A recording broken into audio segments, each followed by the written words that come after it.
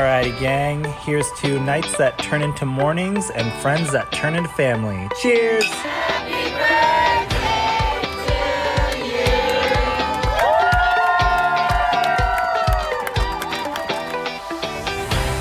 Hello. Welcome to the Friendship IRL podcast.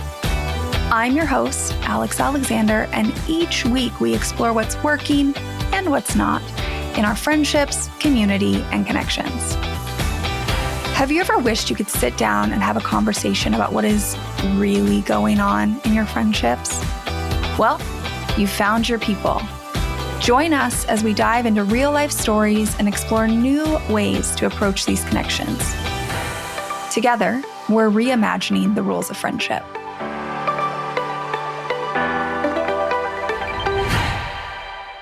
If you have shared your most recent fears, I'm not even going to say your deepest fears, just your most recent fears with someone. If you've celebrated that win they had last week, maybe you've supported them through a hard time. They had to go see someone that felt like they just weren't excited to see that person. You've had plenty of conversations about it. If you've done all those things with someone, but you've never been in the same room, are they a real friend? Today, I want to talk about whether online friends are real friends. Because here's what I keep wondering the more I thought about this episode is that in a world where we are all texting and voice messaging and Zooming and FaceTiming, Marco Poloing, we're doing all that with people we consider our real friends day in and day out. So are online friendships really that different from our connections, especially our long distance friends? Because I think most people, when I talk about the friendships that I've developed online, some that have become offline friends and others that are still people I have never been in the same room with, I think sometimes people wonder, like, are they your real friends? So let's talk about it. Now, if you're here last week, I did an entire episode about parasocial relationships. That's different from what we're talking about today. A parasocial relationship is a one-sided relationship. Go back and listen to last week's episode if you haven't listened to it yet. That's a relationship where if I walked up to the movie star or the podcast I listen to all the time or the influencer I follow, if I walked up to them on the street, they would have no idea who I am. Now, maybe, if I message them all the time, they might recognize me if I told them my username, potentially, kind of in that influencer. But I guess for podcasts and media personalities, they wouldn't even, I guess, unless I'm really active on Threads or something. Anyways, that's not the kind of relationship I'm talking about. What I'm talking about today is you meet someone online. Maybe they are in an online group of some sort. For me, you're going to hear me today talk about some business groups that I've been in. Maybe they are people that you have met virtually, like on social media, but you have actually had conversations with them. I could be an influencer. This could be someone you've met in a Facebook group or a virtual reality forum where you spend some time getting to know each other. Not just messaging back and forth, maybe on a certain thread in a Facebook group, but actually DMing, asking questions, connecting, maybe taking it a step further and hopping on a FaceTime or a Zoom call.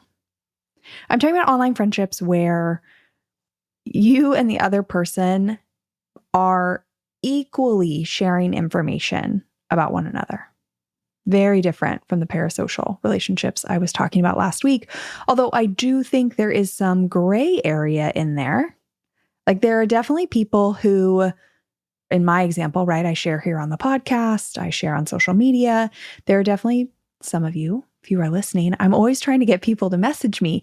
There are some people that at this point, I would probably know who you are, right? We've kind of crossed over into this online friends realm compared to the parasocial. So I do think there is some gray area here, something probably to explore. I don't have an exact answer on that. But today I want to talk about this idea of, are online friends real friends? And so I started thinking about people's kind of objections to online friends. And I'm going to share some stories of some friends I've made online to help you see like how this might go down for you. Because I do think, as I've said many, many times before, that online is a tool. A lot of us spend a lot of time online. And the joy that I have found of online friendships is that there is endless opportunities to meet all sorts of people. So one of the first things I hear from people is like, oh, you met them online? Isn't that dangerous? And there's definitely you got to keep your wits about you, just like you do meeting someone in person. I think it's similar anywhere, right? But I have had some great connections that I've met online, one of which has actually been on the podcast. Well, actually, a few of the people I'm going to talk about today have been on the podcast, but this first person is Alex Friedman. She is in episode 5 and 7, which was just kind of one long episode.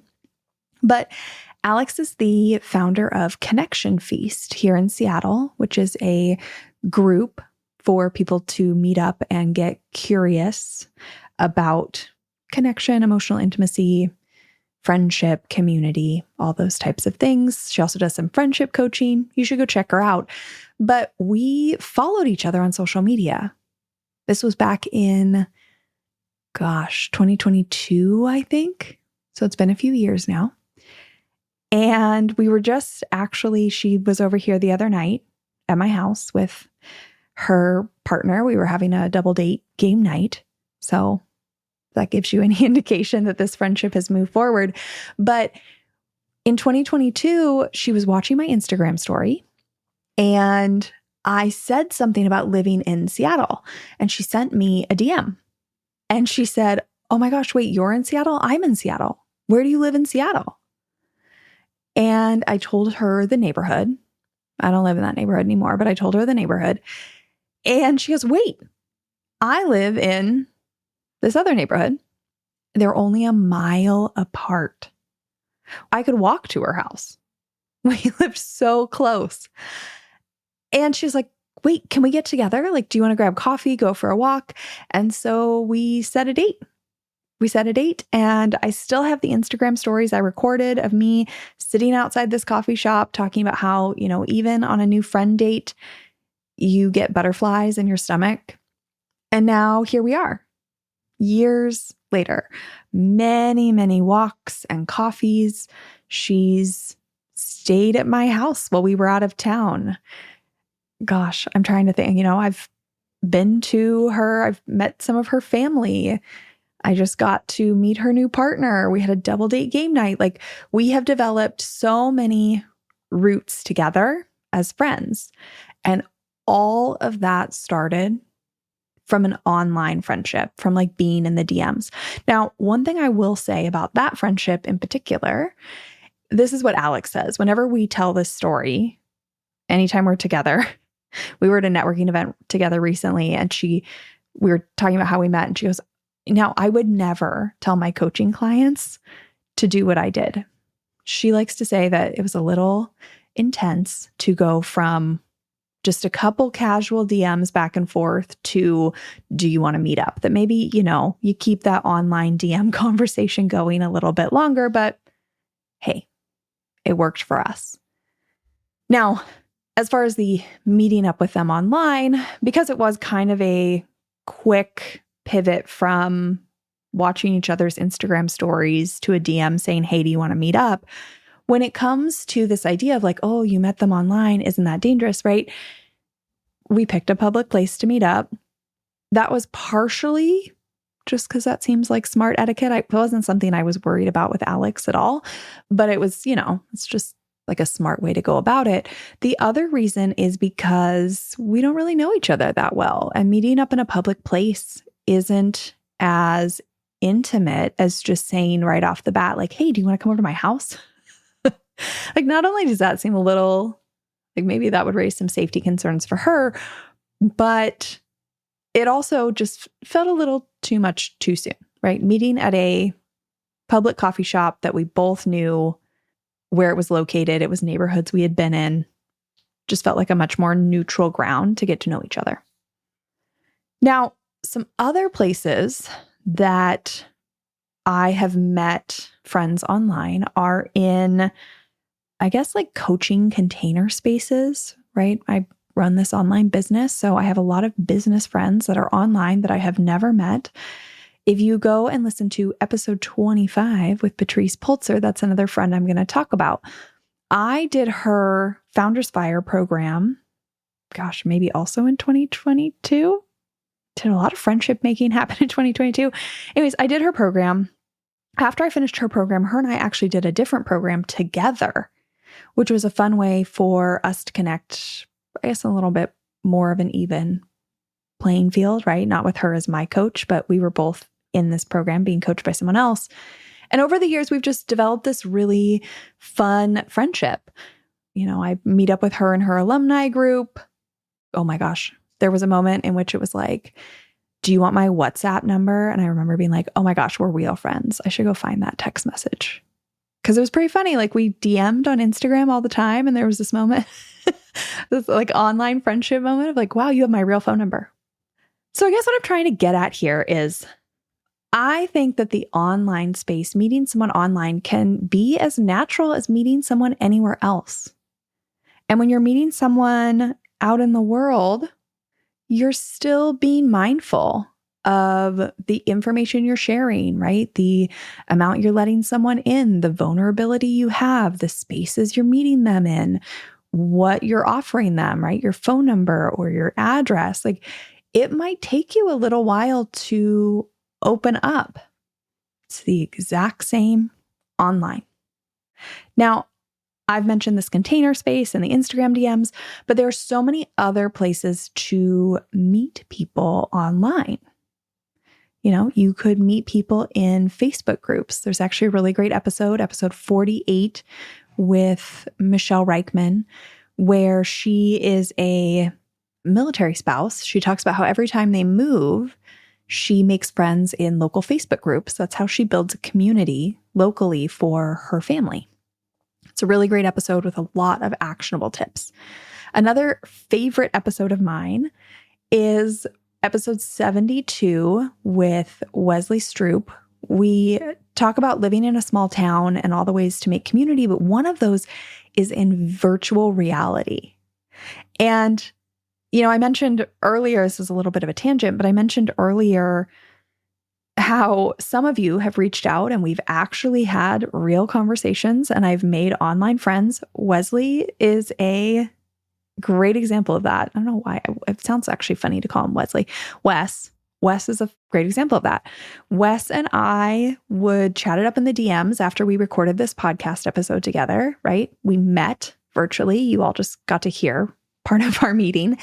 And we would chat in the DMs. And at a certain point, he messaged me and he was like, hey, I'm getting off social media. Here's my phone number.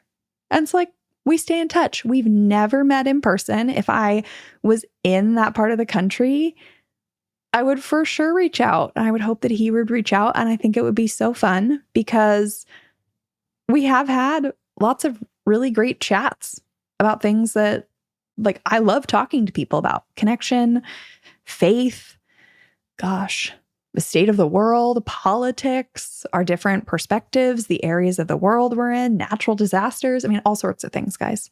Things that some of you are probably like, wow, you're just talking about that with somebody you've quote unquote like never met. I don't know. We've talked a lot. So why not? Why not? Okay. Now that I've let you into my text message threads, let's talk about another objection that people often have, which is they're like, but how close can you really get to someone without meeting them in person? And I want to start off by saying, if we think about the wheel of connection, even if somebody is one of those simpler friendships or like a defined friend or a familiar friend, there's still value there. If I'm having a fun time having conversations with these people and likewise for them, it doesn't need to be my closest, deepest friend for it to be an enjoyable friendship and connection in my life. But I would also say that I think you can get close to people. And I would argue that even in the friendships where we are in person, people come to me all the time saying they don't feel that close to those people. So I don't really know if online versus in person really matters. I think you just get close to people in the ways that you're each letting each other in. So I want to tell you a story about my friend Kathy. Hi, Kathy, because I think she listens to a good number of these episodes. So she's going to love that I'm saying hi to her this way. But Kathy and I met because she was a friend of a friend online. She at the time was doing copywriting and I reached out to her to ask her for some help. I hired her for her services. We met a few times, worked together for a little while, loved working together, and she decided to take a sabbatical. And I went from loving all of these conversations we were having. Yeah, like they were work related for the most part, but we still like would chat about our lives and things that were going on. She lives in Europe. She's moved a few times while I've known her. But during the sabbatical, I realized like I kind of missed her. I missed chatting it up. And so we had already exchanged WhatsApp contact information because we were working together and that was the easiest way to communicate with time zones. But I remember kind of having this message where it was like, hey, how are you doing? Sorry, don't mean to bother you. I know we're not working together. And we had to kind of reestablish like, it's okay to talk about things outside of work. You know, I actually enjoy chatting with you. Similar to a conversation you might have with a coworker where you're now seeing each other outside the office. We had to do the exact same thing virtually. And gosh, how long have I known Kathy? A year and a half, maybe? Might be a little longer than that. But over time, our friendship has developed into this beautiful thing where we message back and forth on WhatsApp and a lot of voice memos are sent, things that we see on social media, normally like work related or other interests we've now found that we both share. We'll send them back and forth on Instagram or whatnot and message each other in the DMs about them, the same that I would do with my closest, oldest friends who send me things. And then I got to a point where I was like, man, I wish we could have a longer conversation.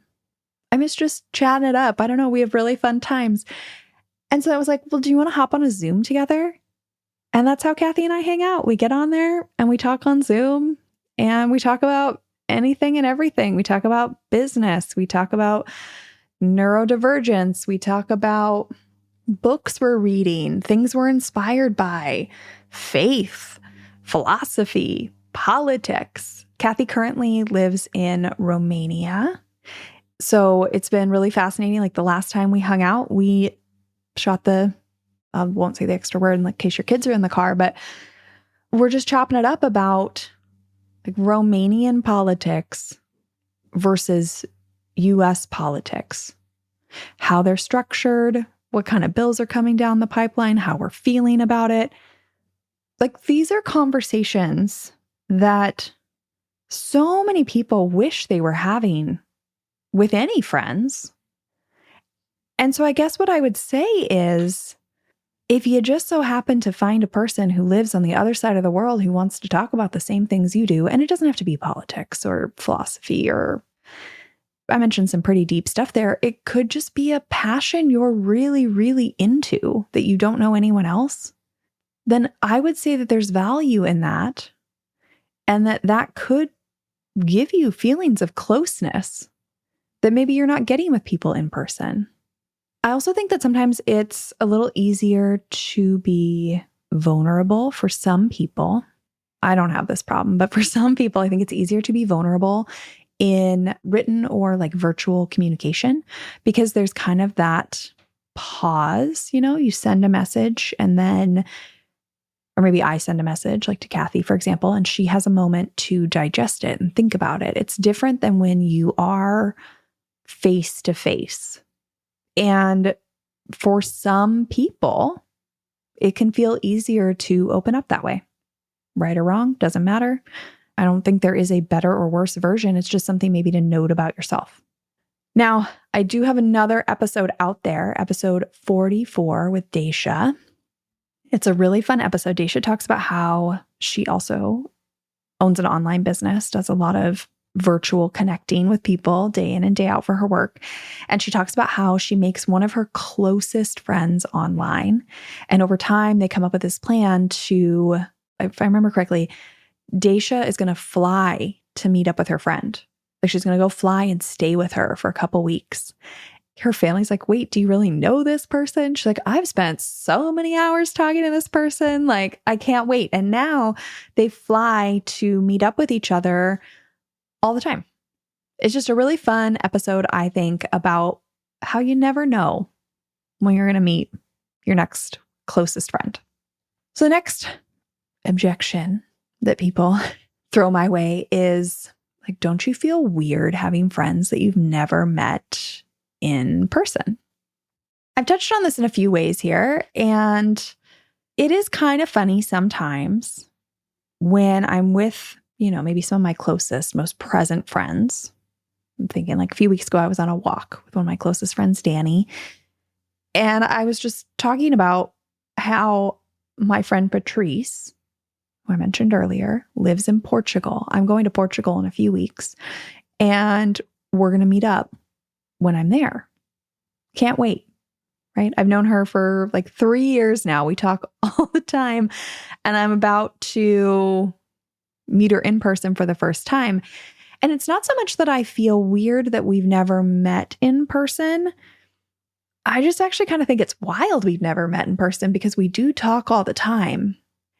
Sometimes we can really crave the physical presence of our friends, right? I have certain friends who live nearby, or I wish they lived nearby, and we're in each other's homes and hanging on each other's couches and picking each other up in our cars.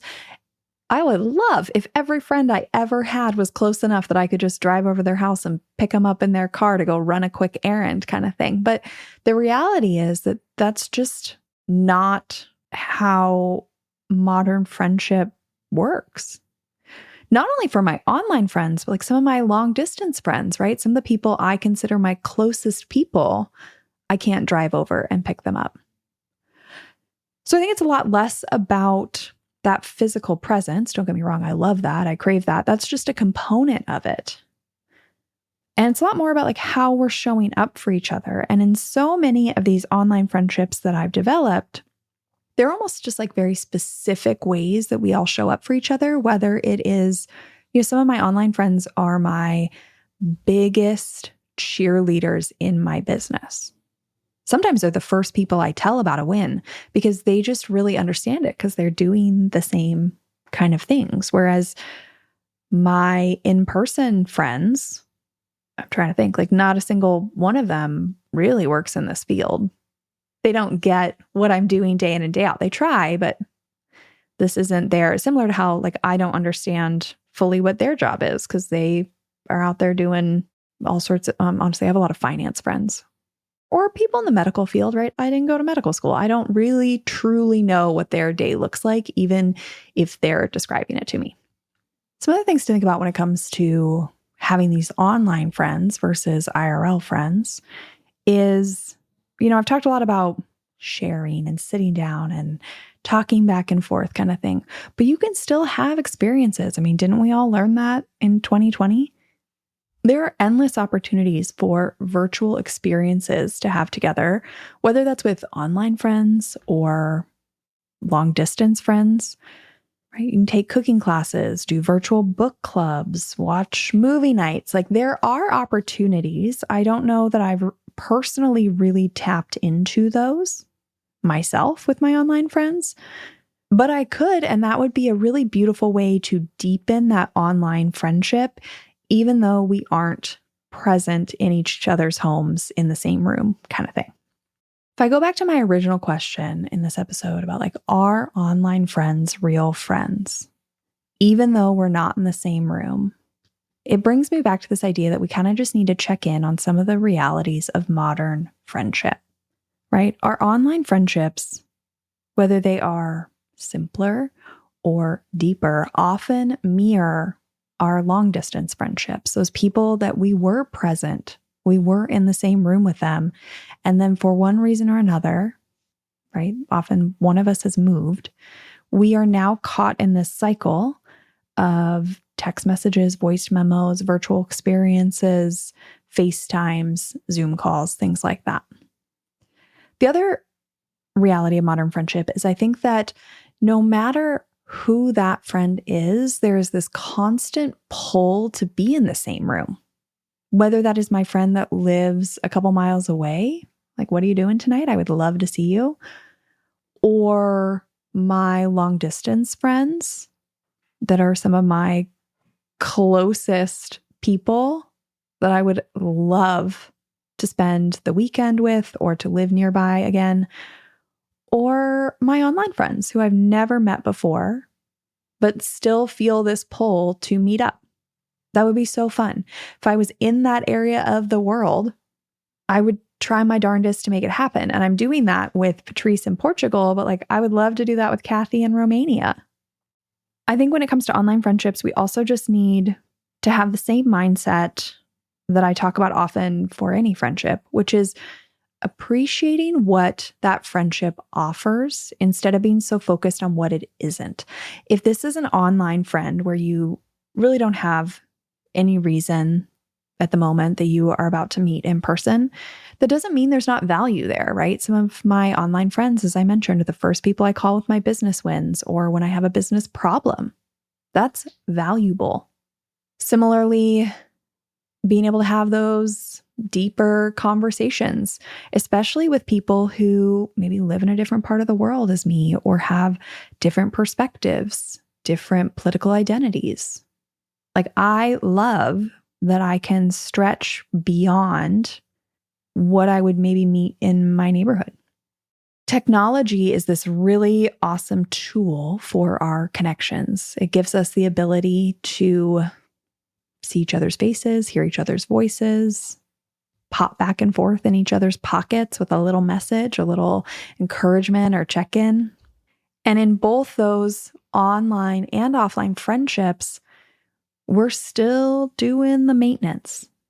It's still sending the messages, finding a time to hang out, whether that's in person or on a Zoom call.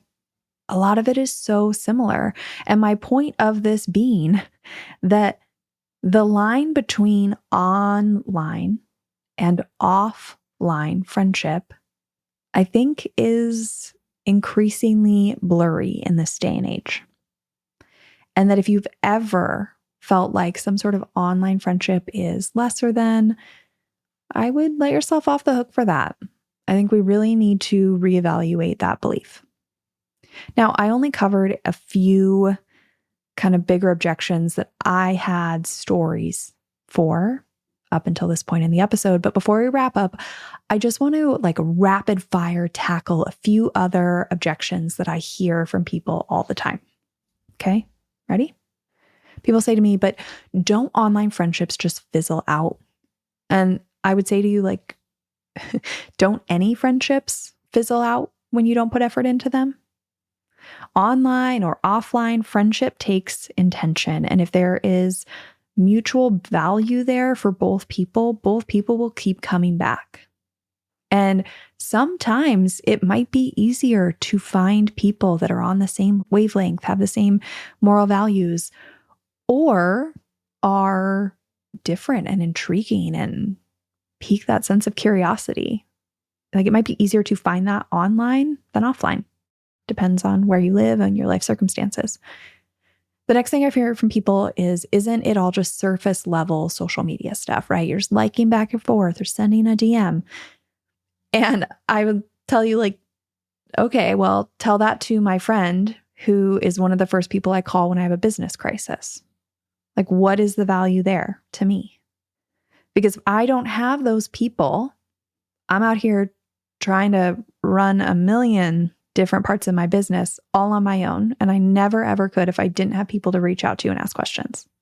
Another thing I hear from people is, how do you really know who these online friends are? And I would just go to say that Do we not all have some in-person friends that we kind of don't feel like we know who they are? Like, I have friends I've had for a very long time that it has taken so long for them to let me in and to see the real them. And there are still parts of them that are walled off. I don't know why online friends we'd expect them to be any different. We're never really, I don't think, going to like fully know anybody, right? We can't read their minds. We can't live in their daily experience. We're just getting what they offer to us. I also, as I mentioned earlier, do think that sometimes people are more authentic online. When you don't have that first like visual judgment of seeing each other, you can maybe let down your social masks. Or when you're in a space, in a group, in a Facebook group or a VR experience, you might feel more accepted there than you do in your hometown or in your everyday life. And it might lead to a more real conversation. The next objection I get from people is, don't you miss having quote unquote real experiences?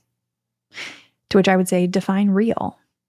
Like, if I show up, this is an actual thing that happened. If I show up to a business group call and I'm crying on Zoom because I am just so overwhelmed, this exact instance happened right before I got all my health diagnosis, when I was like so beyond capacity trying to juggle figuring out what was wrong with me, but also keep my business running, which then I had to stop doing a bunch of things. Like, I was at my absolute breaking point. I will never forget all the ladies in that Zoom call, honestly, just being bewildered because they didn't know where this was coming from, because I had really been trying to hold it together, right? I had not been the most authentic. I had been trying to pretend like I was fine up until this moment when I was absolutely breaking.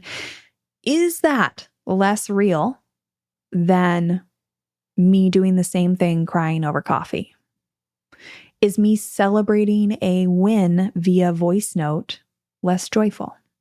You can't see me, but I'm shrugging my shoulders over here. My final objection is, don't you feel weird explaining these friendships to other people? And I guess what I would say to that is, why do I really care anyone's opinion of my friendships? Now, if somebody has like safety concerns, which could be about an in-person friendship or an online friendship, like, listen to that. But otherwise, I don't know, if I feel like it is a valuable, beautiful, reciprocal, nourishing connection that I am having with someone, that I'm getting to have conversations that I would love to have that I may or may not be having otherwise, I would tell you, ignore that. Ignore that and continue to go after the connections that feel right to you. Something that just feels really interesting about this whole thing is, again, the more I talk about it, the more arbitrary that line between online and offline friendship feels. Like, think about it. When some of my closest college friends moved to Italy, our friendship didn't become less real because we switched to mainly WhatsApping back and forth and FaceTime dates. So why would we think that a friendship that started with messaging back and forth and FaceTime is somehow less authentic? I want you to think about your own friendships for a minute. How many of them primarily exist through your phone right now? The group chats, the voice messages, the quick text messages to check in. The truth is, we are all maintaining relationships digitally, and the only difference is whether we met in person first or through the digital space.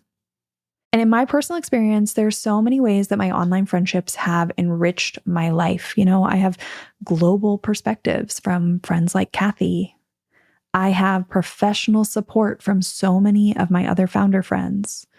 And I have unexpected connections like Wes that wouldn't have happened locally.